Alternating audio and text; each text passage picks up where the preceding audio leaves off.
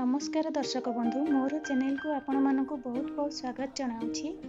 आज मु आपण मानक छतुर गोटे बहुत बढ़िया भजा बनईकी देखिए। यही भजाटा बनैबा पई बहुत कम समय लगी थाए। यह को भात किंबा रुटी संगरे खाइले बहुत भल लगी थाए। तो चलतु बनैबा छतु भजा रेसिपी।